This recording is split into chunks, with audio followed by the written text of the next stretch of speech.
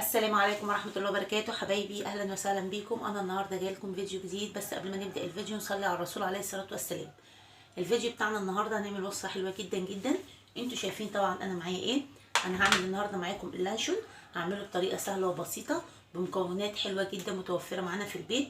هنعمله بقيمته الغذائية عالية. مش هتبطلي انك انت تعمليه لولادك سندوتشات للمدرسة بدل ما بتشتريه من بره غالي. بصوا شكله حلو ازاي، متماسك، طعمه في منتهى الجمال، طعمه حلو جدا جدا جدا. عايزين تعرفوا انا عملته ازاي كده وشكله تحفه كده؟ تابعي الفيديو بتاعي ونخش في الفيديو ونقول بسم الله الرحمن الرحيم.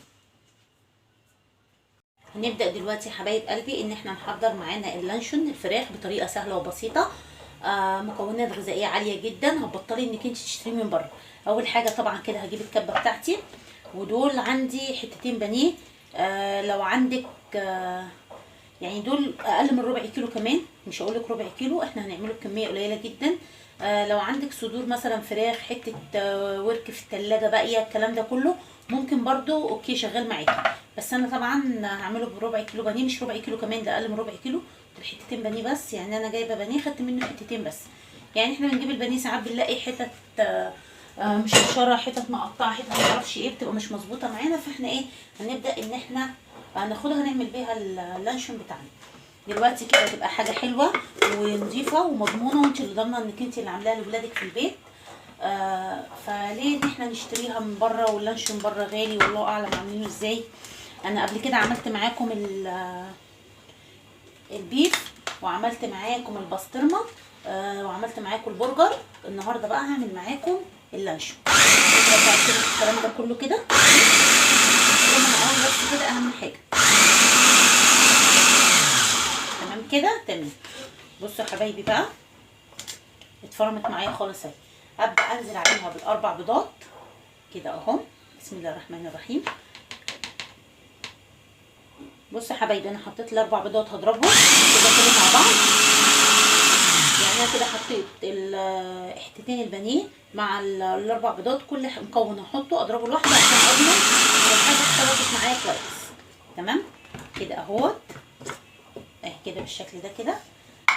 هبدا دول معايا 4 معالق دقيق، هحطهم واضربهم برضو، لان انا عايزه كل حاجه تتخلط لوحدها كده. بسم الله الرحمن الرحيم. ما تنسوش بقى يا جماعه اللايك، ما تنسوش تشتركوا في القناه وتكتبوا لي كلمتين حلوين بقى.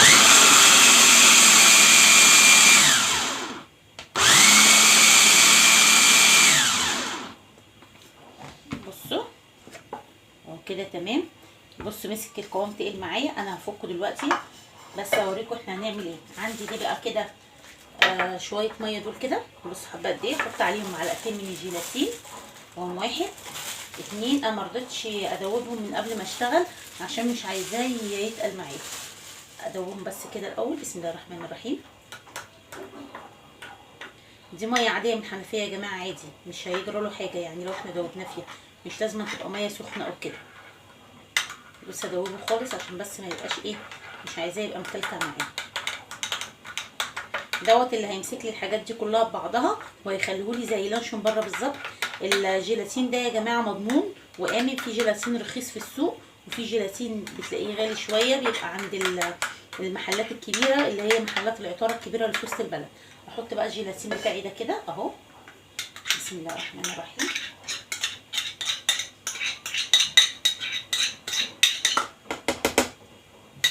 شكرا كده. هقفل الكيس بتاعي بس لشويه دول يقعوا. ومع الجيلاتين بصوا بقى، دي كده 7 بهارات هحطهم، وابدا ان انا اضرب كده تاني. بسم الله الرحمن الرحيم.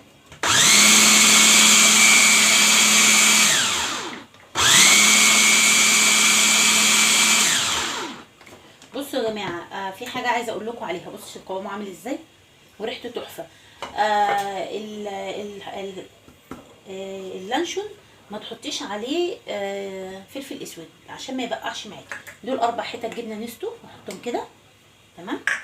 وهحط معاهم بقى دول كيسين خميره فوريه. انتوا لو ملاحظين انا مش حاطه ملح في الموضوع، لان انا عندي الخميره مالحه، وعندي اللهم صل على سيدنا محمد. عندي الجبنه النستو، فانا هبدا احط الحاجات دي كلها كده واشوف كده بس ايه. مش عايزه احط ملح دلوقتي، نشوف بس دنيتنا ايه هتمشي عامله ازاي. هبدا كده اضرب تاني.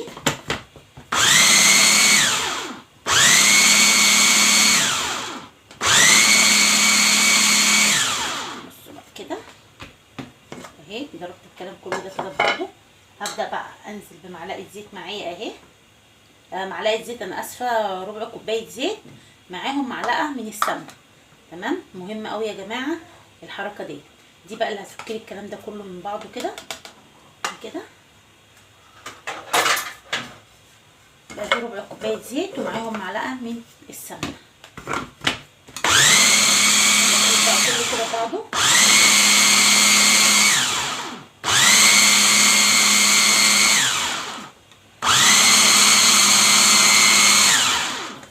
بصوا بقى عامل ازاي دلوقتي. بقى في الوقت دوت عندي هنا لون. لو انت مش حابه تحطي اللون وتعمليه كده تمام، لكن لو انت عايزه تضيفي اللون حطي لون، مش هيعمل اي حاجه. وده لون برضو كويس. مش بصوا دول، مش هحط اكتر من كده عشان مش عايزاه يحمر قوي.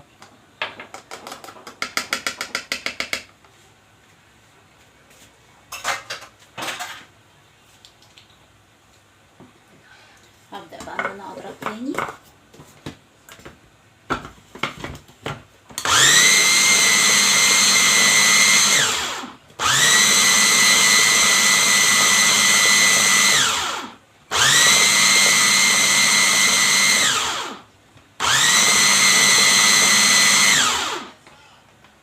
تمام كده. وبصوا اتخلط معايا اهو. ابدا بقى ان انا احطه في كيس ونشوف هنعمل ايه دلوقتي. بقى افضي ده كده، اعمل شيلتي كده الاول. بصوا يا حبايب قلبي، هجيب معايا كيس ثلاجه واربطه من تحت كده عشان ما تبقاش الحاجه دوت الاستيك دوت بتاع الكمامه. ماشي، بس الكمامه نظيفه يعني.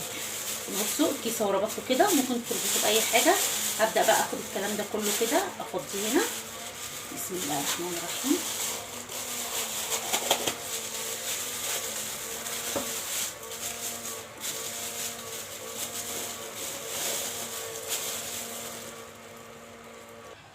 بصوا يا حبايب قلبي، انا حطيته اهوت خلاص، شايفينه.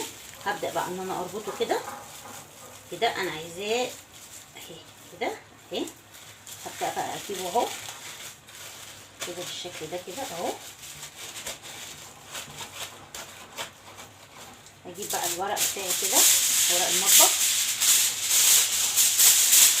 بسم الله الرحمن الرحيم. اهو بصوا، هو كده يفضل رايح جاي معايا كده لغايه يعني ايه، هو بيبقى سايل كده لغايه ما يستوي. هبدا بقى اجيب اشيل كده الاول عشان الرول في اوله بس كده. اجيبه كده بصوا.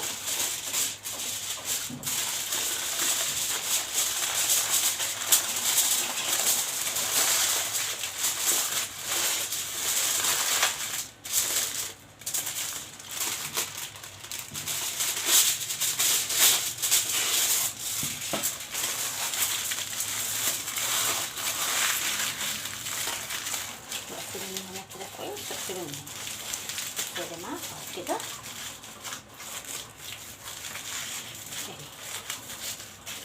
هيبقى شكله كده. هبدا بقى ان انا احطه على البوتاجاز. تعالوا اوريكم بقى هنسويه ازاي، طريقه سواه ازاي. بصوا يا حبايب قلبي، انا عندي هنا ميه بتغلي اهي، حاطه فيها ورق لوري وحاطه فيها حبهان. بصوا بقى اللانشون بتاعي ابدا انزل بيه كده. بسم الله الرحمن الرحيم. ماشي، اول غلوه واوطي عليه واسيبه يستوي مع نفسه. هياخد بتاع من ساعه لساعه وربع. بعد كده نشوف هنعمل ايه تاني اما يخلص. حبايب قلبي، اللانشون بتاعي انا حطيته بعد ما طلع من الميه واستوى. شلته من الكيس وشلته من الورق الفويل. بعد كده سبته في التلاجة ساعة يرتاح يبرد خالص. لازم تقطعيه وهو بارد. بعد كده بدأت ان انا اقطعه. طلع شكله في منتهى الجمال دوت. بصوا عامل ازاي. اتمنى ان الوصفة تعجبكم. قيمته الغذائية عالية جدا جدا. حاطين فيه البيض والجبنة النستو والبانيه. وصفه حلوه جدا جدا، احسن ما بتشتريه من بره 100 مره. تعملي حاجات امنه لاولادك، قيمتها الغذائيه عاليه. ما تنسوش اللايكات يا جماعه بقى. اتمنى ان الفيديو بتاعي يعجبكم، واقول لكم اترككم في رعايه الله، والسلام عليكم ورحمه الله وبركاته.